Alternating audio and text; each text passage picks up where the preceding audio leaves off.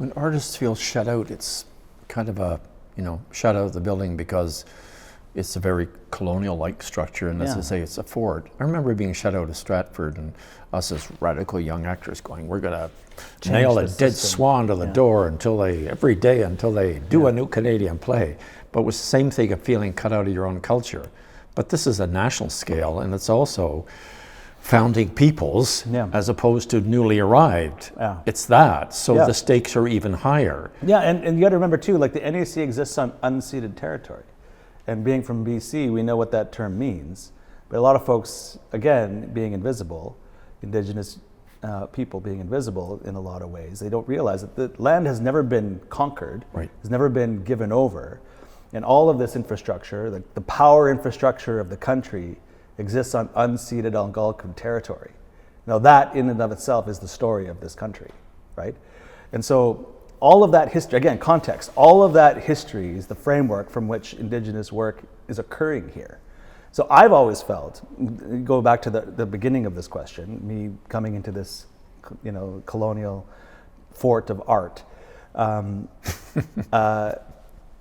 I've always relished in the idea that we are presenting these Indigenous stories a block from Parliament Hill, like within the seat of power of this country, saying the things that we're saying on these stages, doing the things that we're doing, dancing these dances, celebrating our indigeneity, speaking Indigenous languages, telling Indigenous stories that maybe challenge the nationalism of the audience in the seats, and gives a reflection of a perspective of history that goes beyond 150 some odd years of Canada, that speaks to thousands of years of existence and thriving and you're not culture. Defeated by the shape of the building, the shape of the stages. Oh, it's a pain in the ass sometimes, but not defeated by it.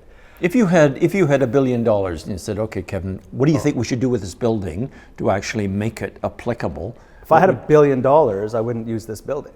Level it? I would make a new building. I would make, what would it not be? Here, somewhere else. Where? Or I would make a constellation of Indigenous art centers across the country. Like you have to remember, the National Art Center came out of the Massey Papers, right?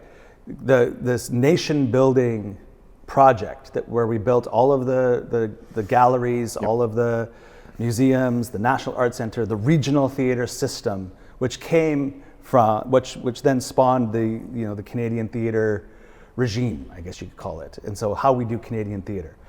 And in the Massey Papers, Indigenous arts were specifically discouraged.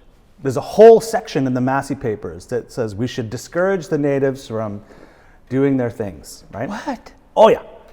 No, you look it up. I could almost. I'm not gonna. I'll misquote it, but it's. And the purpose was.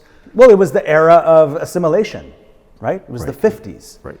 So, in that era, discouraging Indigenous people to do Indigenous things was what they did, what government was about when it came to Native people. And so, if I had $1 billion, I would build a network of Indigenous art centers across the country and in the north, all through the north, that would service those regions.